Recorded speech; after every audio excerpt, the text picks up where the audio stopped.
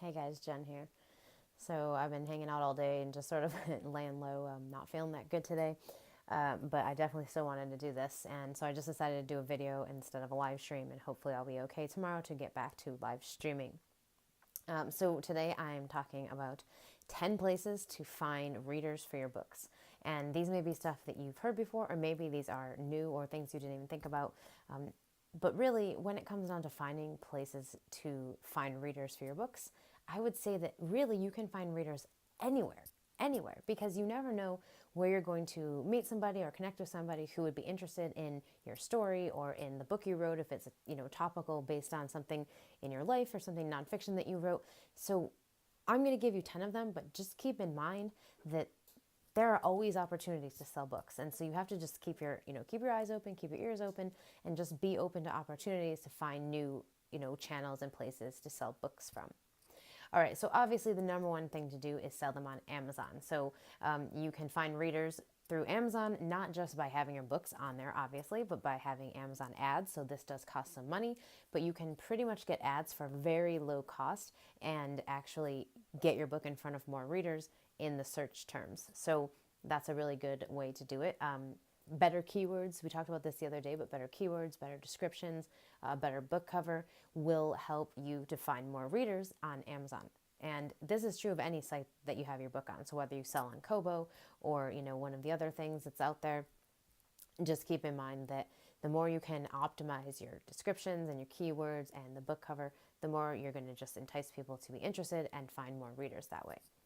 Okay, so the second one is other people's blogs. So guest posting is a huge way of getting people to see your stuff, to know who you are, to learn who you are, and to be interested in what you're doing. And the cool part about guest posting is that you're writing content for someone else's site, and they hopefully have an audience already built in. So what happens is they put you on their site, you automatically look like an authority because you are in front of their audience and they trust the person whose site it is.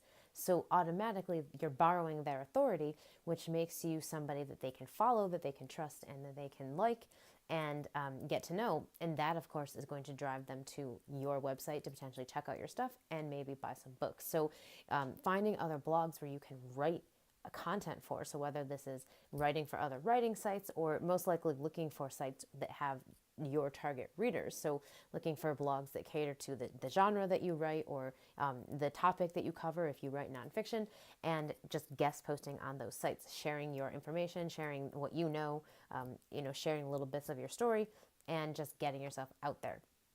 It's just a really good way. Guest posting was the number one way that I have built my following online, that I've gotten traffic to my site, to my books, and to my email list, which has gotten me lots and lots of new community members throughout the years. And now I have a full-time living as a writer and as a business owner. So I do, a lot of different things with my writing and not just books, but I make money from my books because people follow me and they know who I am, and so they buy my books.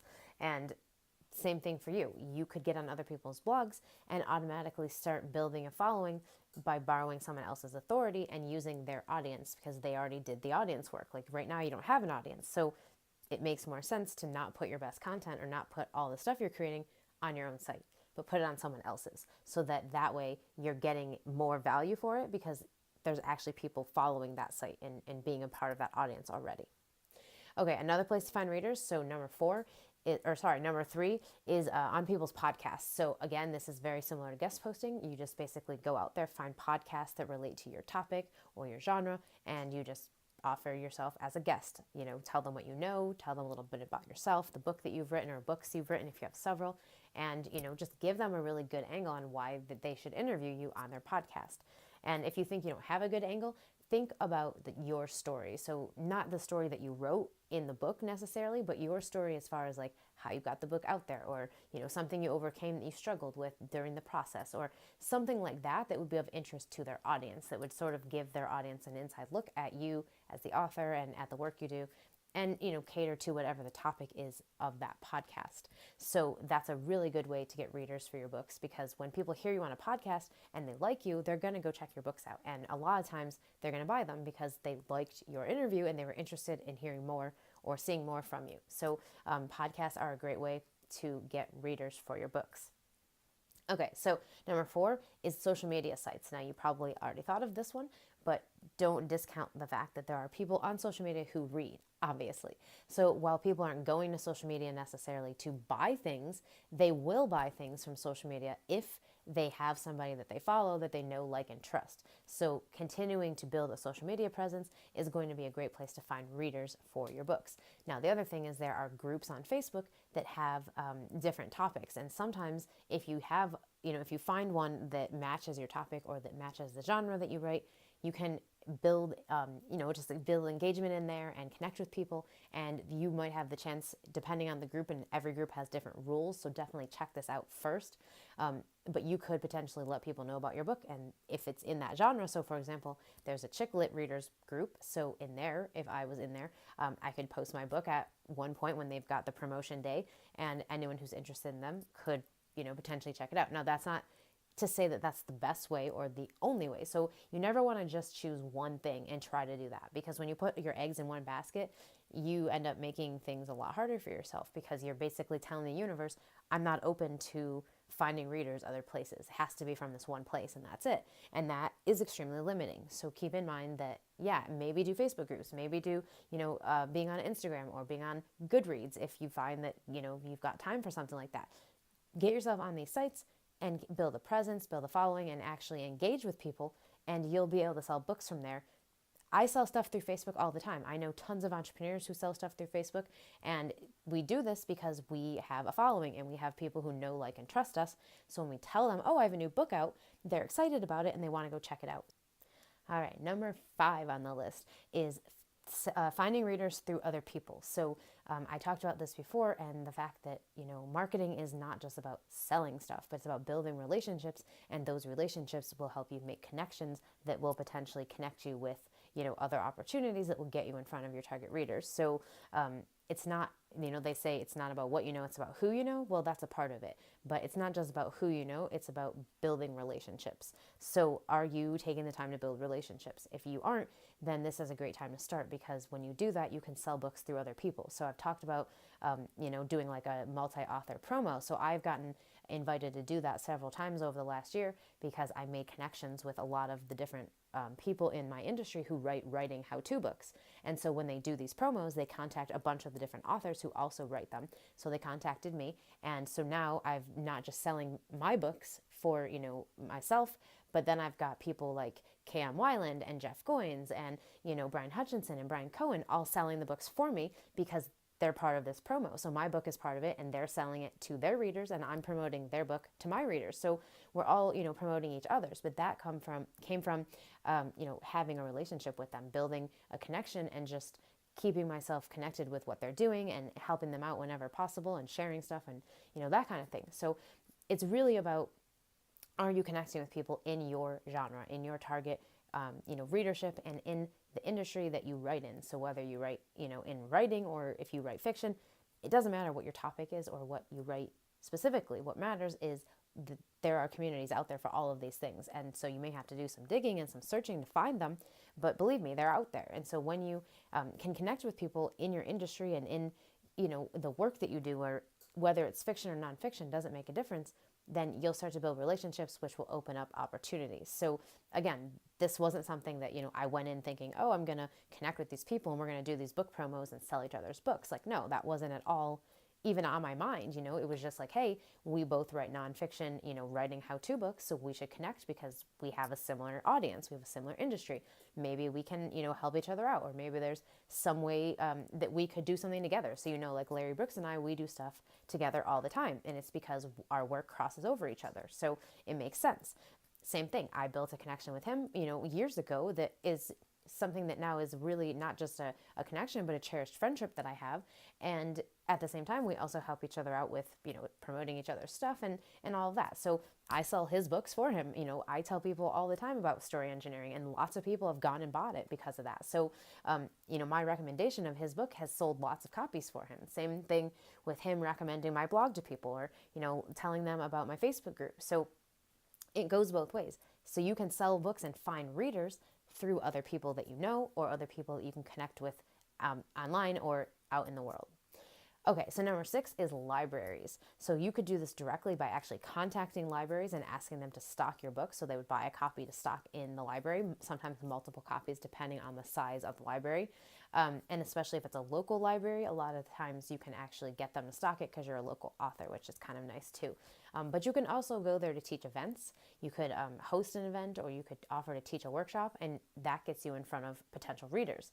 So libraries are a great resource, and they still exist. So unlike some things that have gone away, like bookstores, libraries are still around, and they're going to be around probably forever. So that's a really great place to find readers.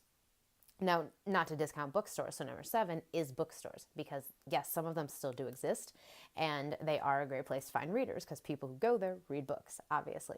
So some bookstores still host events, some do workshops and things like that. So it just takes a phone call to just call a bunch of the local places in your area and find out what they do offer, or if they have anything for authors who want to get in front of readers or anything like that. But that's a great place to find readers as well.